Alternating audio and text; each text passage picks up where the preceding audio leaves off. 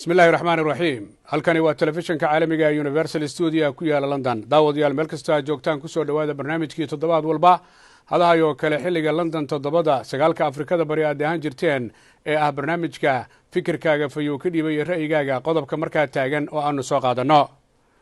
alaaba waxaynu soo qaadanaa qodobo ku saabsan guud ahaan dalka Soomaaliya iyo siyaasadihiisa isbeddelka iyo markaas wixii horumar ama dib u dhac ay ku iman kara oo aad nala wadaagtaan fikirkaas idinkoo ah dadka Soomaaliyeed ee ku nool qaaradaha adduunka dalka Soomaaliya 2021 marka la fiiriyo oo bishii 8aad lagu jiro ayaa waxa lagu jira xilli loo diyaar garoobay doorasho guud ahaanba ah labada aqal ee baarlamaanka dalka Soomaaliya kadibna loo ballamay biidnillaahi kariim in tan madaxweynenimada marka ay ku xigto si dalku u yeesho madaxweyne cusub ra'iisul wasaare cusub xukuumad cusub xildhibaano cusub iyo baarlamaan cusub iyo amuuro wada cusub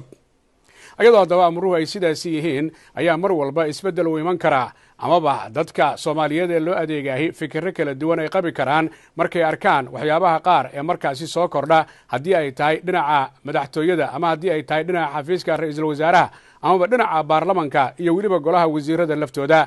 taasoo markaas noqotay mid warbaahintu siyaabo kala duwan ay uga hadasho kadibna dadka Soomaaliyeed ee qurbaha jooga iyo kuwa guduhu ay warbaahinta la hadlaan ayagoo markaa fikirkooda ka dhiibanaya xaaladaha markaas iyagu soo kordha markaynu haddaba eegno dalka Soomaaliya dhinaca madaxtooyada ayaa madaxweynaha Jamhuuriyadda Federaalka ee dalka Soomaaliya mudane Maxamed Cabdullaahi Maxamed Farmaajo waxa uu soo saaray wareegto taas oo qeexaysay in inta doorashada lagu jiro guud ahaanba aan wax heshiisyo iyo axdi aan la geli karin guud ahaanba dalalka dibadda ama sharikadaha arrintaas iyada waxa ka dhawaajiyay agaasimaha dhinaca madaxtooyada u qaabilsan arrimaha warfaafinta maalinkii xigay ayaa iyadana waxa warbixin laga soo saaray xafiiska ra'iisul wasaare Maxamed Xuseen Roble oo uu akhriyay afayeenka dhinaca xafiiska ra'iisul wasaaraha taasoo iyadana looga hadlayo guud ahaanba amuuraha iyo shaqooyinka u yaala ra'iisul wasaaraha iyo xukuumadda marka daba la fiiriyo magacaabistii injineer Maxamed Xuseen Roble uu magacaabay Farmaajo wixii ka dambeeyay shaqooyinku waa ay socdeen iyadoo loo arkayay Maxamed Xuseen Roble inuu ku soo aaday xilli carqalad siyaasadeed ay jirtay iyo deganaansho la'aan marka la fiiriyo isfaham la'aanta dhinaca xukuumadda iyo weliba dhinaca mucaaradka oo markaa iyagu qaybo kala duwan ahaa laakiin waxay u muuqatay ducadii uu soo ducaystay Maxamed Xuseen Roble markii uu tagay dhulka barakaysan in ay u meel martay marka la fiiriyo deganaanshaha dhinaca ammaanka iyo siyaasadda ee dalka Soomaaliya iyo geedi socodka dhinaca doorashooyinka marka la fiiriyo kuwaas oo ah aqalka sare oo iminka lagu howlan yahay iyo maamul goboleedyada dadaalka ay wadaan xagga Puntland xagga Galmudug xagga Hirshabelle xagga Koonfur Galbeed iyo xagga Jubbaland iyo gobolka Banaadir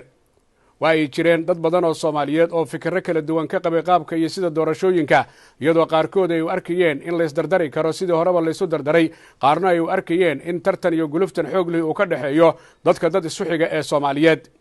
haddaba maalmo ka hor wareegtada ka soo baxday xafiiska madaxweynaha Jamhuuriyadda Federaalka ee dalka Soomaaliya mudane Maxamed Cabdullaahi Maxamed Farmaajo oo dadka Soomaaliyeed siyaabo kala duwan ay u fasireen ayaan jecelahay bal marka hore inaan soo gudbiyo codka iyo muuqaalka iyo akhrinta wareegtadaasi waxa ay daaranayd waa kan agaasimaha madaxtooyada oo arrinta ka dhawaajinaya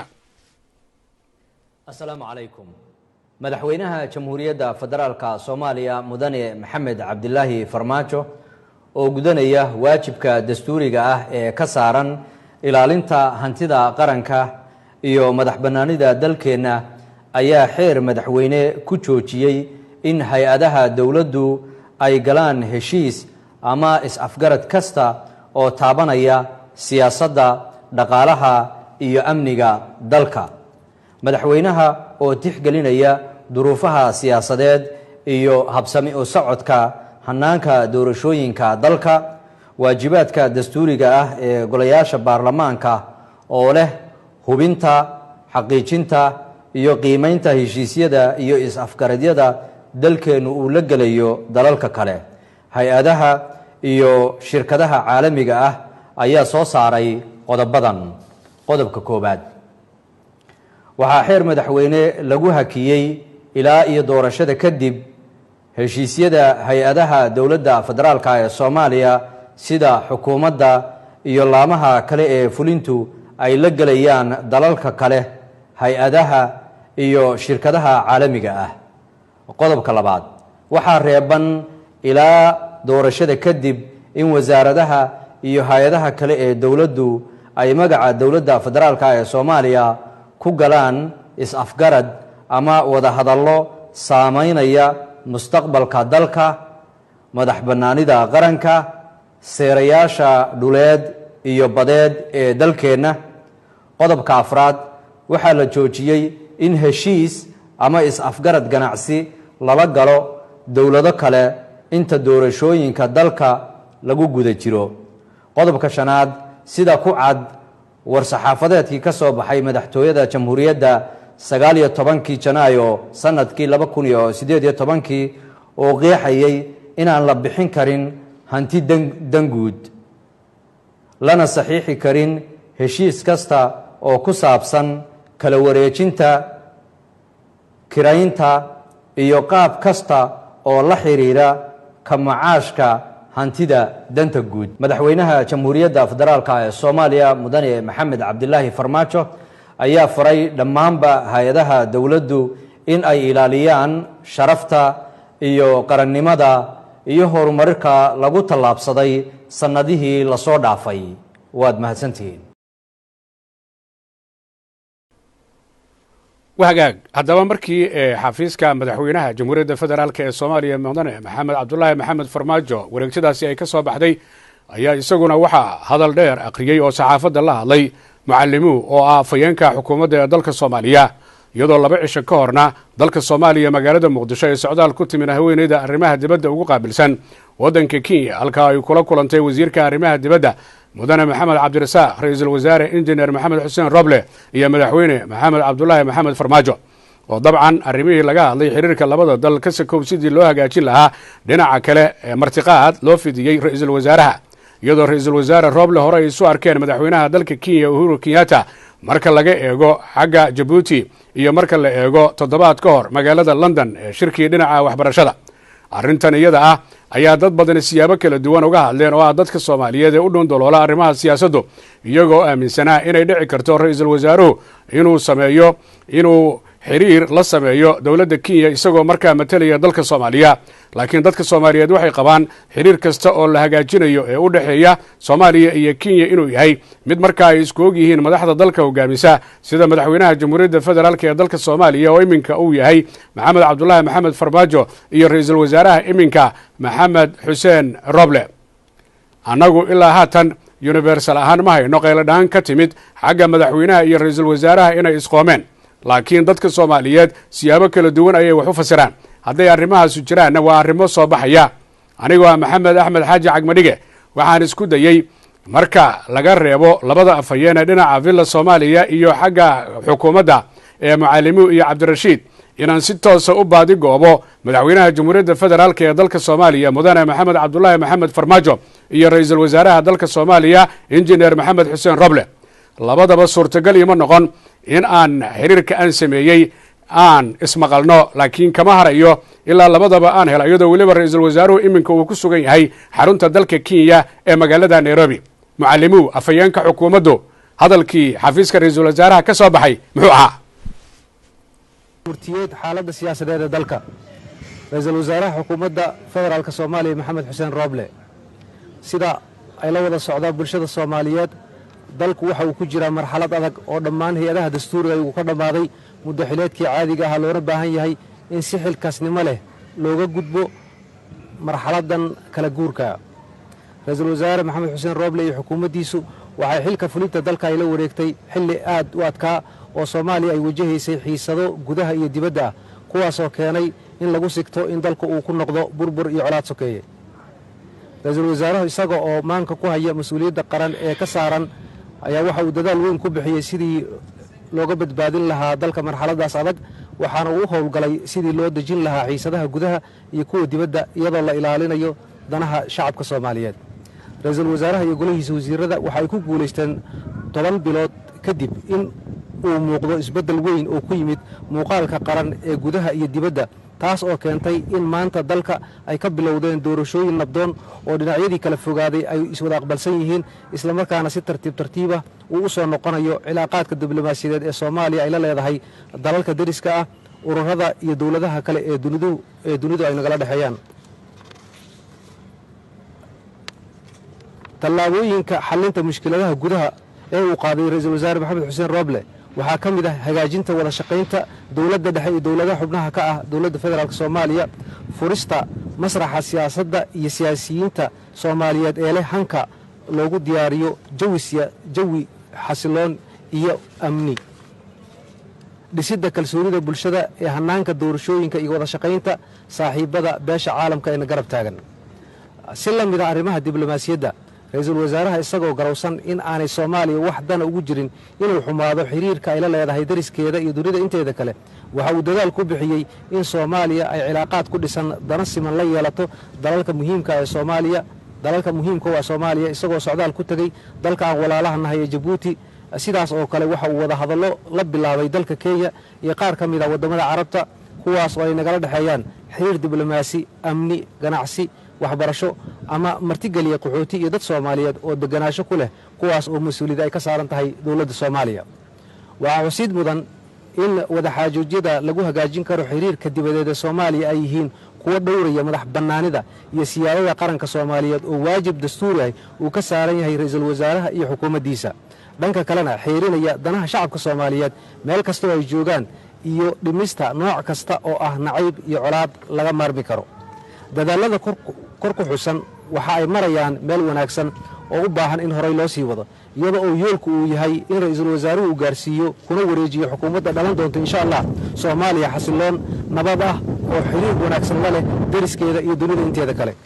haddaba iyadoo ay socdaan shaqooyinkaas wanaagsan oo ay u muuqatay baahida loo qabo jahaynta qaabka xilgudasho ee hay-adaha dowladda marxaladda soo socota, ayaa sidaa awgeed ra-iisul wasaaraha xukuumadda federaalk soomaaliya oo cuskanaya qodobka 79aad ee faqraddiisa koowaad ee dastuurka kumeelgaarka ahi, awoodda fulinta ee jamhuuriyadda federaalk waxaa leh golaha wasiirada, waxayna u qabanayaan sida dastuurka ku tilmaaman, waana hay-adda ugu sarraysa fulinta maamulka dalka. xukuumaddu waxa ay sidoo kale mas-uuliyad ay ka saaran tahay dhaqangelinta shuruucda, sugidda nabadgelyada dalka, ilaalinta danaha dalka iyo dadka soomaaliyeed. si la mid ah dastuurka qaran ayaana u xil saaraya xukuumadda federaalka wadaxaajoodyada la xidhiira kaalmada dibadda, ganacsiga, ahdiyada iyo arrimaha muhiimka ah ee la xidhiira heshiisyada caalamiga. sida ku cad qodobka 103aad ee dastuurka jamhuuriyadda, inta u dhexaysa taariikhda doorashada guud iyo marka ra-iisul wasaaraha cusub la dhaarin doono, ra-iisul wasaaraha xilka haya iyo golihiisa wasiiradu waxay sii haynayaan xilka, waxayna u fulinayaan waajibaadka caadiga ah ee dowladda si xilgaarsiin ah, taas oo ra-iisul wasaaraha iyo golihiisa wasiirada u fasaxaysa inay si caadi ah u fuliyaan waajibaadka qaran ee dastuurku saaray, isla markaana meesha ka saaraysa in waxa kale uu ku yimaado shaqooyinkii dowladda. haddaba iyadoo laga ambaqaadayo qodobada dastuuriga ah ee kor ku xusan, ra-iisul wasaaraha xukuumadda federaalk soomaaliya waxa uu farayaa dhammaan hay-adaha xukuumadda federaalk soomaaliya, dhammaan hay-adaha dowladda in si caadi ay u gutaan waajibaadkooda shaqo si waafaqsan dastuurka kumeelgaarka ah, joogtaynayana adeegyada loo hayo shacabka soomaaliyeed iyo ilaalinta hantida iyo danaha guud ee qaranka, iyagoo xusuusan islamarkaana dhowraya go'aamadii horey uu soo saaray ra-iisul wasaare maxamed xuseen rooble. wabilahi towfiiq. hagaag macalimo aad u mahadsan yahay. daawadayaal, mar la waraystay afhayeenka xukuumadda ee warbaahinta uu la hadlaya maanta ayaa waxaa la weydiiyey su-aal ah, ma dhici karta in ra-iisul wasaaruhu inta uu joogo dalka kenya heshiisyo uu la soo galo dowladda? waxa uu sheegay arrintaasi inaanay jiraynin, laakiin ay tahay in kor loo soo qaado xiriirkii go'ay iyo safaaradihii dib loo soo celiyey iyo hagaajinta amuuraha guud ahaanba u dhexeeya labada dhinac. haddaba daawadayaal, su-aasha meesha taagan waxa ay tahay ra-iisul wasaarihii 13aad ayaa iminka la maraya oo maxamed xuseen rooble ugu dambeeyey, allah u naxariistee 2000 marka laga soo bilaabana cali khaliif galeer brofesorkeeni. hagaag, dad badani waxay qabaan haddii ay dhacdo in arrimaha la sheegsheegayaa ay dhacaan oo colaadi ay timaado ama isfaham darro ra-iisul wasaaraha iyo madaxweynaha, inaanay soomaaliya ku cusbaa doonin oo markii 13aad uun ay tahay, laakiin dadku ay ka dhargan yihiin in arrimahaasi ay dhici karaan.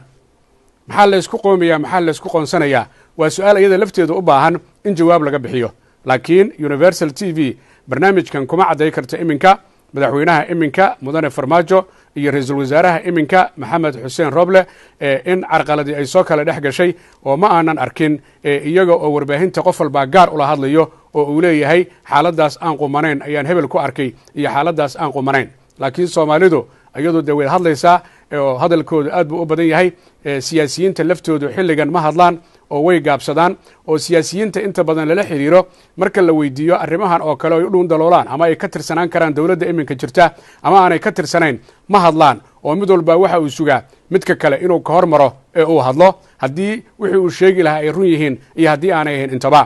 laakiin ilaa haatan waxay u muuqataa ra-iisul wasaare iyo madaxweyne wada socda oo howlihii laysu idmaday ay sidoodii u socdaan laakiin aan eegi doonno maalmaha soo socda iyo saacadaha soo socda sida ay mar walba wax isu bedelaan mar kale ayaan ku celinayaa anigoo ah maxamed axmed xaaji cagmadhige waxaan aad ugu dadaalay inaan la xidhiiro si toosa madaxweynaha dalka iyo ra-iisul wasaaraha dalka laakiin suurtagal iima noqon balse kama daalayo biidnillahi kariim tan iyo inta aan ogaanayo dadku arrimaha ay sheegayaan iyo warbaahintu iyo inay guluf jiro ama muran iyo in kale laakiinse soomaalida ayaa waxay tidhaahdaa haddii qiiq baxaayo dab ayaa shidan laakiin arrimahaasi oo dhani waa arrimo hadda aan loo joogin balse bilow ah oo hadalka iyo xoraanta dadku ay yihiin kuwa markaas dhegaha dadka ka cusub iyo arrimaha la sheegayo inta badanna dadka soomaaliyeed markaad fiirisid waxaa war u ah sida aan ka aragnay wax badan meelo kala duwan iyo wakhtiyo kala duwan hadallada dhiilada xambaarsan oo hadallada nabadda uma arkaan inay tahay ee hadallo aad u wanaagsan laynka telefoonka iyo fikirkaaga fayow sidaad u aragtid xaaladda dalka soomaaliya ee iminka asalaamu calaykum waraxmatullah wabarakaatu calaykum asalaam aad baan kuu soo dhaweynaya magacaaga halkaad joogtid magacayga waa cabdulaahi waxaan joogaa magaalada muqdisho agmadhiga aad baan kuu soo dhaweynaya xaaladda muqdisho ka waran alxamdulilah nabad iyo barwaaqi bashar ugu jiro ay doorasho socoto waa hagaag arrinka ku saabsan dadka muqdisho jooga oo warbaahinta la hadlayaan arkayey 48 saac ee u dambeysay fikiro kala duwan bay qabaan oo qaar waxay leeyihiin balaayo ma jirto waa horumar iyo wanaag qaarna waxay leeyihiin muran ayaa jira adigu maxaad ka aaminsan tahay muqdisho ayaad joogtaay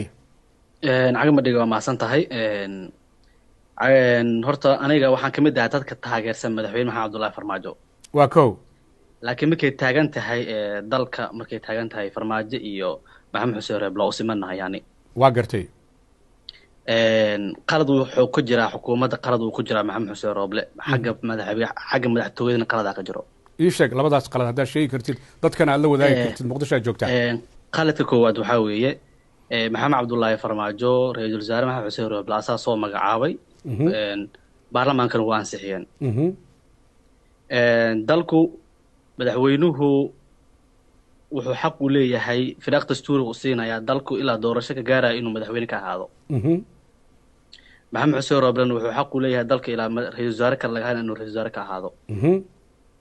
marka loo eego madaxweynaha warqaduu soo saaray iyo madaxtooyada warqadii ay soo saareen oo ah in dalka laga bilaabo maanta waqtigii ay soo saareen oo ah in oo dalka saxiix gali karin xukuumadda aysan shaqey karin waxay dhaawac u geysan kartaa ama ra-iisul wasaare maxamed xuseen rooble waa gartay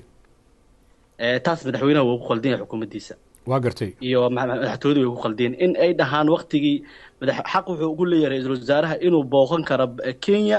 inuu la hadli karo asigoona kala hadli kara dee saaxiibtinimada iyo xariirka in la soco laakiin agreement in la galo xaq uma laha ra-isul wasaaraha waa hagaag halkaa adoo ku jira ra-iisul wasaaraha iyo madaxweynuhu muqdisho ayay wada joogaan dabcan villa soomaaliya way sarkaan rag smoog maaha hawl baa ka dhexaysa 24 saac miyaanay intay wada hadlaan aanay go-aan isla meel dhiga karin ah kenya marka la tegayo qodobada lala tegayo sida ay yihiin intii wararkana iman lahaayeen arrintaa maxaad uga jawaabi kartaa adigu waa sax agmadhiga way samayn karaan dalka madaxda soomaaliyeed qof walba wuxuu fiiriyaa danihiisa gaarka ah soomaaliya waxaa weeye bulshada soomaaliyeed ma ahan dad inta badan wax akhriya siyaasadda dalkii aad ula socdo keliya waxay fiiriyaan physical ahaan iyo social media wax laga sheego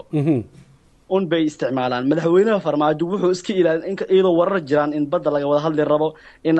madaxweyne ra-iisul wasaare rooble kenya aadi rabo in badda laga hadli rabo madaxweynaha asoo shacabkii soomaaliyeed ilaalsanayo ayuu warqadan soo saaray in agreement iyo laga bilaabo maanta xukuumadda aysan asixi gali karin laakiin halkaa celi afhayeenka xukuumadda oo nairobi ku socday wuxuu yidhi ma laga hadlayo badda waxaa go-aankeeda iskale maxkamadda haig ayadaana laga war sugayaa heshiis kalena la geli maayo arrintaa ka waran ma isleeda adoo muqdisho jooga waa sidaas warku mase waa wax kale waa sidaas warku laakiin xaggaas macalimu qalad ayuu ku galay maanta b b c da macalimu ee wareysatay wuxuu yidhi badda lagama hadlin national TV ee Kenya maanta waxay soo dhigeen in uu codsaday madaxweyne Uhuru Kenyatta in arrinta badda laga wada hadlo oo go'aan laga gaaro aad baan ku fahmayaa waa codsi laakiin jawaabtii maxaa la yiri haddii aad og tahay jawaabtii maysan ku soo qorin isha TV-ga waxaa laga rabaa inuu cadeeyo Rizal Roble inuu cadeeyo iyo xukuumaddiisa inay cadeeyaan iyo wasiirka arrimaha dibadda markay dalka ku soo laabtaan inay cadeeyaan wax laga wada hadlay aad iyo aadan kuugu mahad celinaya adigoo muqdisho jooga nin dhalinyaro xoogaalana ah waan rajaynayaa dad badan oo sidaada in la helo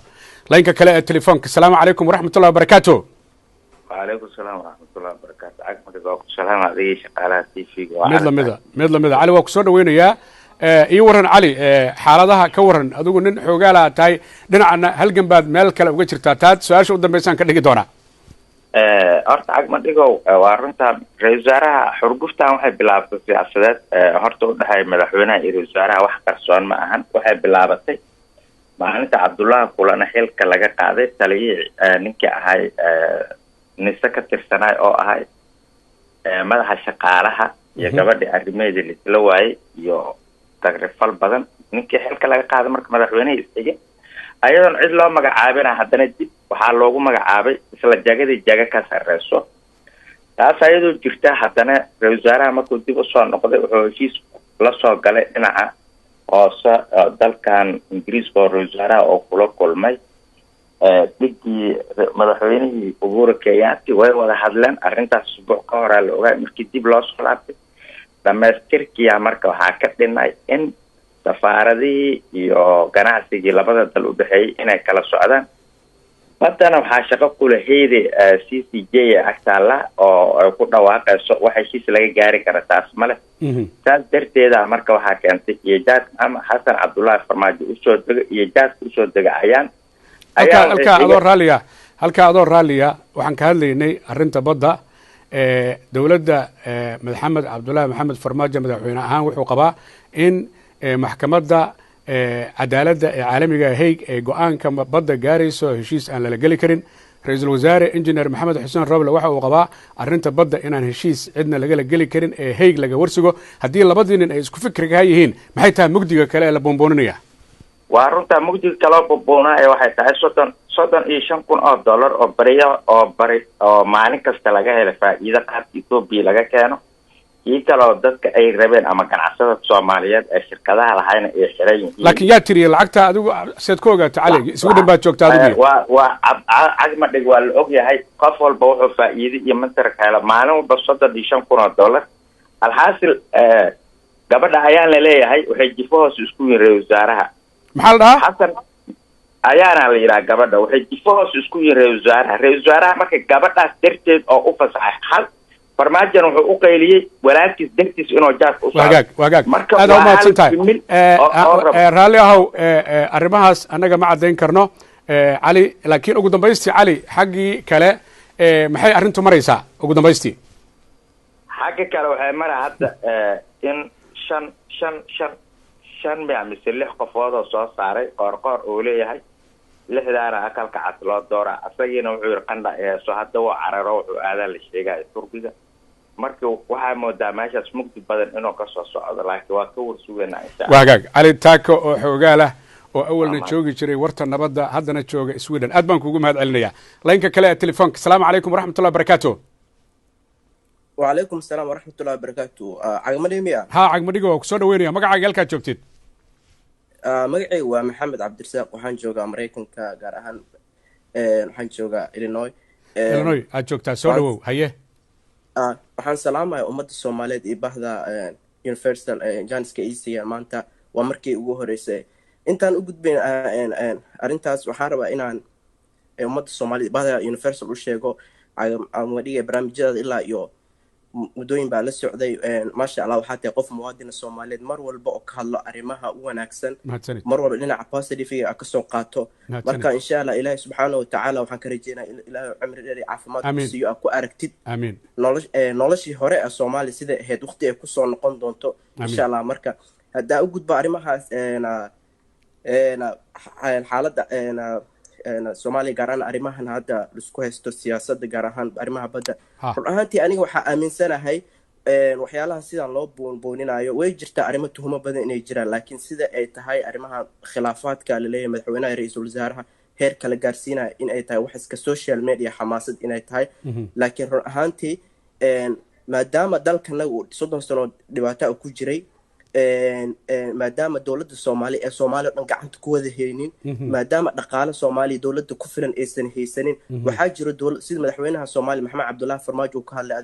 dhowr bil ka hor waxaa jira dowlad badan oo dowladda Soomaaliya ku barashar gareynaa in xiriirkiisa Kenya iyo Soomaaliya dib loo soo celiyo marka maadaama uu madaxweynihii uu ku wareejiyay arrintii doorashada iyo amniga iyo waxyaalaha mudane Roble ani waxay ila tahay wax hadaan arkin wax ka weyn inay jiraan oo ah in dowladda Soomaaliya pressure aad lagu saaraa in arrimihii gaar ahaan diplomatic iyo dhaxay Soomaaliya Kenya lagu soo celiyo Soomaaliya Kenya lagu soo celiyo xiriirku si wanaagsan marka waxaa rajaynayaa dadka Soomaaliyeed in ay ku kalsoonaadaan aniga ayagoosan mataqaana qofna eedin aba dhinacna la safanaynin dowladooda way jiraan tuhumo laakiin Roble waa aaminsanahay waa muwaadin Soomaaliyeed hadduusta dalkana naga jecel waa naga leex jecel badan yahay uma maleynayo in wax dalkan dib u keenayo inuu u keenayo ama uu ku dhaqaaqayo marka haddana videoyi waa aragteen way ka hadleen wax walbo uma maleynayo in arrintii Soomaaliya badda oo la keeni doono ama laga wada hadli doono arrintaas way dhamaatay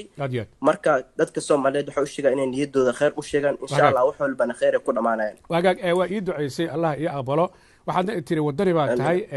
aad u wadaniya uma maleynayn laakiin arrinta hadday jirto lacala doorashaas soo socota 2021 haddii anigoo cagta xajiya aanu istaago inaan madaxweyne Soomaaliyeed isu sharxo tagadaas ma ka soo bixi karaa ma istaahilahay kula tahay mise weli waxbarasho ay dhiman والله waa ka soo bixi kartaa inkastoo siyaasaddu iska dhib badan tahay laakiin aniga ahaanteeda waxa aaminsanahay inaad wax walba oo wanaaga Soomaaliyada inaad ka soo bixi karto sababtoo ah barnaamijyada in muddo ayaan la socday in muddo aan daawanay mar walba oo dad Soomaaliyeed dadka qaar oo soo galay dad waxa iska jir iska cadifaysan ma garatay laakiin mar walba waxa tahay qof dhinaca wanaaga ul mataqana Soomaaliya wax uga eega ma fahanti adigoo dhinacna eegeen dhinacna fiirin dhinacna la jireen ma garatay aad baa u mahadsantahay waa ku mahad celinaya dabcan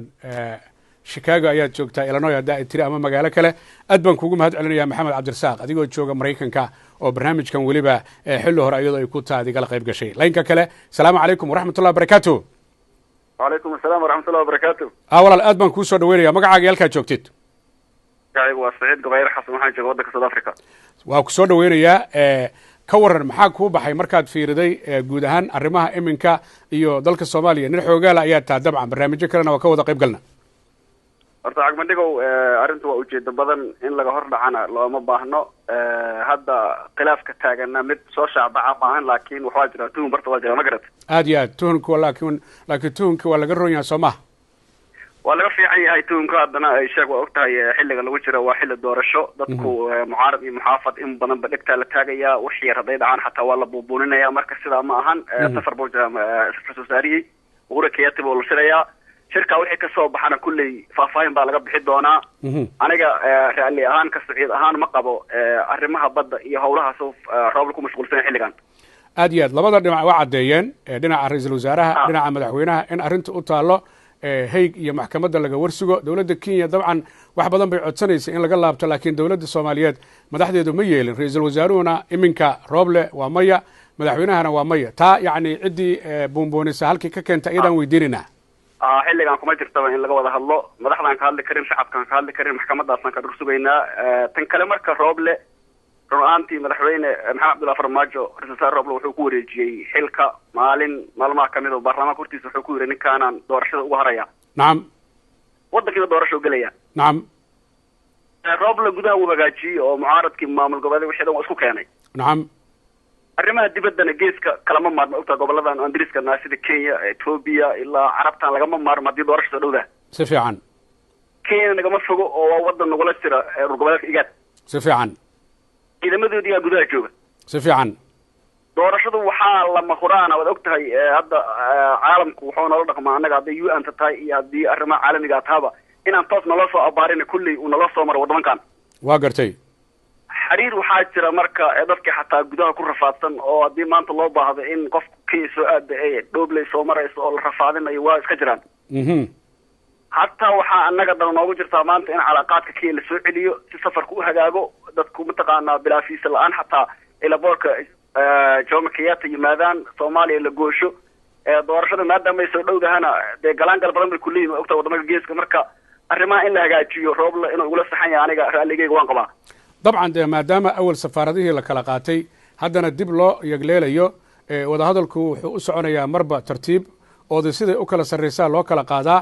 dabcan arrintaas ama ra-iisul wasaaraha ama madaxweynaha ama dadkii loo xil saara ayaga ayaa laga rabaa inay dhammaystiraan oo halkeedii ay gaarsiiyaan soo ma si fiican hadda maanta Roble wuxuu yahay xil gaarsiintii dawladda soo socota inuu gogol xaar u sameeyo oo wadamada diriska ah kobya soo u dhiibo gudihiyo mataqaanaa isheeg xaaladeeda fiicanta inuu dhiibo aad buu ugu saxan yahay waana ku garab taagannahay madaxweynuhu haddii ay tuhin jiraan iyo dagaalka la sheega urur yahana madaxweynaha waxaan leenahay maalin maad xilkan wareejisay haddii aad Roble xilka ku wareejiso uga har kulli mataqaanaa xumaan iyo samaan wuxuu keeno biri asaa lagula xisaabtamayaa in cagta dhulka loo dhigo waa mahadsantaha gabayre oo jooga South Africa aad baan kuugu mahad celinayaa laynka kale asalaamu calaykum waraxmatullahi wabarakaatu calaykum assalaam waraxmatullahi wabarakaatu dabcan codkan haddii gabayre jooga South Africa sheekadaada waa Zambia waa Zambia waa xaji wadani Zambia aad baan ku soo dhaweynayaa dabcan dadka barnaamijka joogta ugala qayb gala systemka ayaa sheegaya halka ay ka soo hadlayaan soo dhawow seed u aragtaa adigoo soo koobaya guud ahaan amuuraha iyo siday wax u socdaan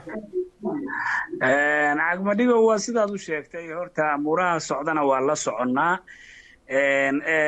dukumentiyadii ama maaragtay saxaafadeedyadii ay soo saareen ra-iisul wasaaraha iyo madaxweynuhu labadaba waa la soconnay si walba ay tahana waxa weeye horta maantay dalkeenni waxa ka taagan ama siyaasaddu meeshay marayso waa la wada soconnaa madaxweynuhu asagaa shalay uu madax banneeyey ra-iisul wasaaraha waxqabadka doorashada amniga iyo xalinta arrimaha gudaha ka taagan ee siyaasadeed si fiican xaqna u lahaa horta inuu ku xaq dhowro waxa laga wada hadlana waa wax arrimaha dibadda quseeya caalamka sidaan ka wada warqabno markay heer doorasho lagu jiro waxa weeye waxa dhan waa aruursan yihiin in heshiisyo la galo in maaragtay la kulamo waaweyn la sameeyo ilaa waqti waa loo cagdhigaa aragti ahaantaasaan horta ugu arkay midda kale saxaafadda ama saxaafadda yaana dhihina dadkan youtubeyada iyo waxgeliya ayaa waxay boonbooninayaan colaad aan meesha ka jirin soomaalidu waxay tidhaahdaa sararta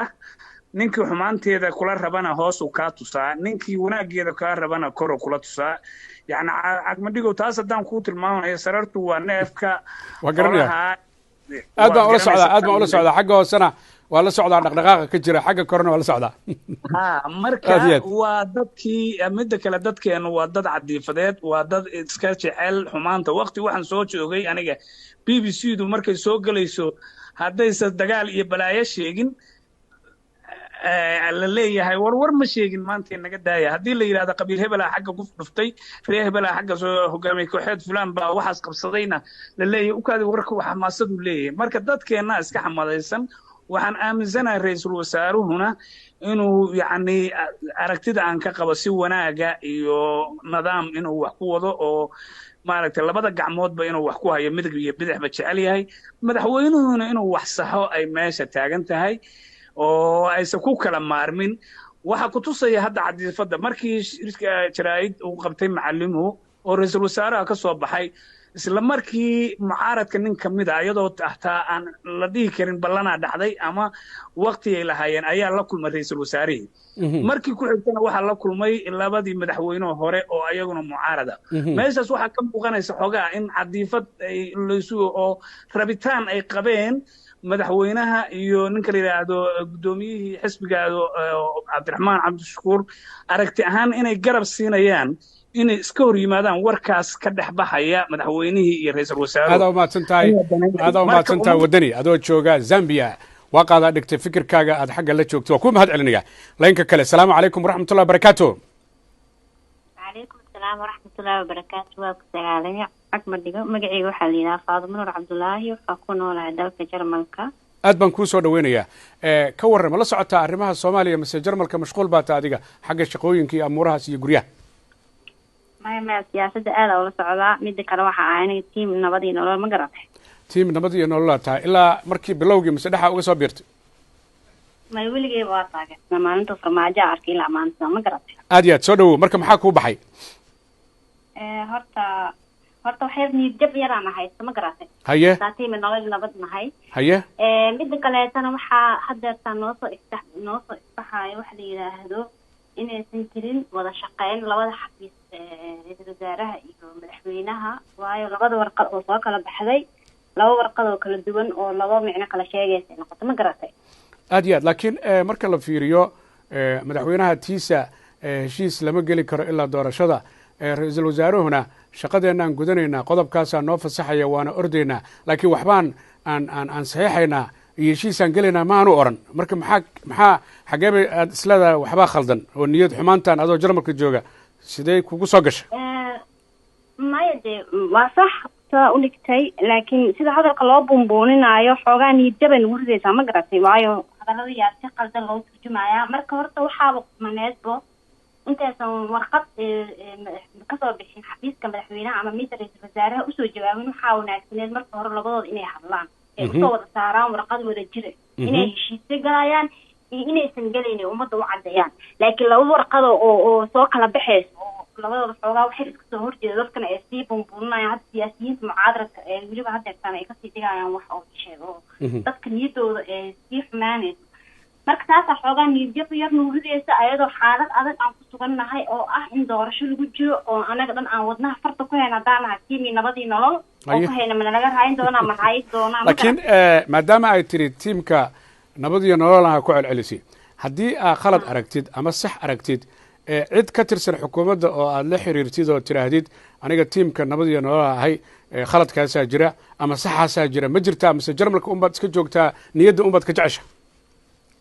ma aniga meeshaan talaasbeelka uga dikadaa ilaaha u baryaa inuu mar walba wax khayrka la kulansiiyo qaladaad badan way jiraan bilaadanana waa qaldoomeynaa ninkii ku dhahayo dawlad aan weligeed qaldoomeynaan keenaa horta been uu sheegay ma garataa hadda joogaa qaldoonta maalin walba ma garata waa gartay marka maxaa la yidhaahdaa aniga qof aan la xiriira ma lahan oo kala xiriira arrintaasi midda kale inta qalbiga uga duceeyaa waayo muhiimadda keliya aniga aan rabaa waxay tahay wadankayga inuu dawlad yeesho nabad yeesho ma garata haddaanan khaldanayn barnaamijyo aad igala qayb gashay inaad itiri baan u maleeyay aniga dhibaatada iyo colaadan ku soo koray oo dhibaato iyo colaad dambe ma rabo aqoon baan u leeyahay hadalkaa ma saxa mase waa qalad? sax waayo calaadaas darteeda ayaa dawladda u taageeraya aan rabaa inay hore u socoto dawlad xumi dawlad la-aanay dhaantaa dawladda hadday xun tahay xitaa la-aanay dhaantaa waayo maanta haddaad dawlad haysid magacaaga meel kasta waa ka muuqana laakiin haddaad dawlad haysan waxaa adduunka ku galaysa magac ah Soomaaliya dawlad malaha yaa kala xiriirina cid ku soo baneynaysa ma aad iyo aad Faadimo madaxa ciida ka cijsano ayaan u baahanaa marka dawladda waxaan ka codsanaynaa inay qaladaadkeeda ee controlsha expertkan iska diiso xoogaa yar ee xoogaa la socoto waxa ay sheegayso iyo waxa ay bulshada usoo bandhigayso intaas ayaan ka codsanaynaa. Faadimo aad u mahadsantahay adoo hore u sheegay inaad colaadda iyo dhibaatada ku soo kortay waqti adagna uu ahaa aadna jeceshaa iminka inaad aragtid barwaaqo iyo horumar iyo dad isjecel iyo nabad si aad Jarmalka uga tagtid oo aad ku laabatid dalkii halkii aad ku dhalatay adiga dad badan oo kulamada ayaa jiro fikirka qaba biidnillaahi kariim waan ku mahad celinayaa inaad barnaamijyadayda aad ka qayb gashid laynka kale assalaamu calaykum waraxmatullahi wabarakaatu. وعليكم السلام ورحمة الله وبركاته حق حاجي وعمنا عبد علي كوفر أفريقيا ما شاء الله marka hore aan ku weydiiyo caafimaadka ka waran boqol waa ka booday ما شاء الله الله ku karaameeyo aabana Allah u naxariisto adigana caafimaad ah heshay ma sha Allah ka waran caafimaadka adigoo xanuunsan ayaa hadana siyaasadda Soomaaliya aad la socotay sidaan ka arkay xaalku waa sidee wallahi niyo agto horto anaga dhan waxaan noqday wada siyaasiyiin wada media waxay dhamaa dadka dhamaa waxay wada noqdeen dad oo macnaha laga kor wada taagay aad iyo aad marka niyo horta siyaasadda waa la socdaa labadan beri xogo yar xogo khilaaf ay dadka muujinayaan laakiin khilaaf inuu jirna u malaynaya waa gartay reer South Africa ka waran guuxooda South Africa guuxooda waxay leeyihiin horta kolley annaga dowladdan taageersanana waa gartay dowlad la-aani waxaa weeye dal haddaada leedahay oo dowladdaada ay shaqaynayso waxaa weeye adna waxbaa tahay haddaad dowlad lahayn waxba ma tiid aad iyo aad ugu dambaystii fikirkaaga ka waran cumar wallaahi fikirka hadda waxaan u arkaa kolley ra-iisul wasaare hadda booqday Nairobi kolley waxaa wadahadalka macnaha uma malaynaya wadahadal oo diblomaasnimo iyo dowladnimo inay yihiin oo u malaynayaa wadahadal oo ma aha dowlad kale la soo heshiinayso oo xiriir diblomaasnimo waxaas la samaynaysa maaha aad iyo aad aadaa umahadsantaha cumar adigoo jooga South Africa caafimaad ayaan kuu rajeynaya aad baad umahadsantaha leenka kale asalaamu calaykum waraxmatullahi wabarakaatu wagaag daawadayaal waa telefishinka caalamiga Universal Studio London iyo barnaamijka siyaasadda Soomaaliya leenka telefoonka asalaamu calaykum waraxmatullahi wabarakaatu alaykum salaam soo dhawow walaal magacaaga halkaa joogtid walaalow muqdishoan jooga haya muqdisho aad joogtaa ka waran arrimaha Soomaaliya markaad fiirisid geedi socodka dhinaca doorashada iyo xaalka jira iminka walaalow maasha Allah horta taas aad baa ugu faraxsanahay nin horta doorashada qaabka hadda wasaaraha wax u wado anugu aad baa ula dhacsanahay ma garad aad iyo aad si fiican sababtoo ah maanta waddanka madaxweynaha ka hawaa wasaaraha waa gartay madaxweynaha mandatekiisii wixiisi shalay waxa ku ekaayeen maalin xilkiisa wareejiyay uu yiri walaalow xilkii wad ala sababtoo ah laakiin halkaa i celi madaxweynuhu baarlamaanka ayuu hortegey mudane maxamed cabdullaahi maxamed farmaajo kadibna waxa uu sheegay in arrimaha doorashooyinka uu u idmaday ra-iisul wasaare injineer maxamed xuseen rooble oo uu uga dambeeyo arrimuhuna sidaas ayay ku socdaan intaa waxaan ahayn miyaad adigu ogtaha waa intaas waan ognahay intii isugu edmaday ayaa hadda ku diidan yahay intii isu laga dhaqaajiyo diidan yahay madaxweynaha ma garad arrintaasi ka ogata adiga meesha ma shaqaalaha dawladda ma ku jirtaa waxaan ognahay inuu Soomaaliya aan joognaa 24 saac wixii muqdisho aan taagannahay waan ku dhaafsuunahay ma garad aad iyo aad marka ugu dambaystii maxaad rajaynaysaa adiga ragga kula mida raggaan urmadayo waxa u rajaynayaa wasaaraha waan leenahay sidoo kuwada waa guul u rajaynaynaa madaxweynahana arrimaha uu shalay isku wareejiyay faraha kala baxo Soomaaliya qalalaasi dhibaatay hadda u elinin antaasa yaa ku khatimayna dadka Soomaaliyeed ee daafaha caalamka jooga ee dhibaatada buunbuuniya iyaga maxaad u sheegaysaa dadkaas waxaan leenahay waxaan anugu shakhsiyan tahay waxa ugu baaqay dadka balaha bulshada ayaanka ku qorayo oo propagandada ku qorayo dadka dibadaha jooga waxaan leenahay Soomaali hadda dhib ka soo karsatay haddana mar labaad dhib yaanu noo elinin meeshiina naga joog qurbihiina ku nooshihiin meeshiina dadka balaha bulshada waxaan leenahay raal lahaadaan leenahay laakiin kuwa gudaha jooga 18 gobol muqdisho ka mid tahay ayaa iyagaba wax qora waana hadlaane maxaad u aamusta kuwa misada raalli ka kuwaas raalli kama nihin ayaga naftirka u yihiin dad danan gaara u shaqeeya oo nin kastaba siyaasi inta la taageero ma aha dantiisa wataa dan shacabka oo shaqeynayo halkii boonti oo yarka oo danta shacabka la raaca jab nin ku jiroona Soomaaliya dan uma aad umahadsan tahay qofka ugu dambeeya ayaan fursad siinayaa barnaamijka asalaamu calaykum waraxmatullahi wabarakaatu halo asalaamu calaykum waagaa qofkaas xagga isgaarsiinta arrinta ma qumana qofka kale ayaanu gudbaya ugu dambeeya asalaamu calaykum waraxmatullahi wabarakaatu aad baan kuu soo dhaweynaya walaal magacaaga halkaad joogtid cabdillaahi saalax weya ninka kula hadlaya waxaan kaala soo hadlayaa waddanka Norway gaar ahaan Oslo Oslo aad joogtaa Norway cabdifataax ka waran waa sidee xaaladdu reer Norway ma la socdaan arrimaha Soomaaliya mise arrimo kale mashquul ku yihiin xaaladdeedu waa degantay xaggii waddankii waa la soconaa xarunada iyo waxaan saameeyey maahan sidoo kale waa laga qabaa waa hagaag ka waran marka arrimaha Soomaaliya iminka waa sidee ogaanta xaaladda Soomaaliya hadda ay ku sugan tahay ilaahay hadda baadiyo wasaaraha iyo madaxweynahana waxaan rajaynayaa inay kulmaan aad iyo aad oo waxa ay xaaladooda hadda ay dejiyaan aad iyo aad laakiin fariimaha la iska soo daba diraya ee macnihi waxa weeye jawaabta waa madaxweynaha waraaqda maalinta soo saaray waxaan qabaa inuu madaxweynuhu saxsan yahay oo xaaladda hadda dalka ku jiro waxa weeye waxay u baahan tahay in la dejiyo xaaladdu inaan wax la kala saxeexan dawlado kale aan lala hadal oo inaga dhexdeena horta aan hagaajino doorashadu dhacdo aad iyo aad laakiin marka la fiiriyo xilligan xilli waxa la saxiixaya maaha dabcan laakiin wadahadal iyo sheeko iyo xiriirka guud oo aan waxba la saxiixayn ka waran arrintaas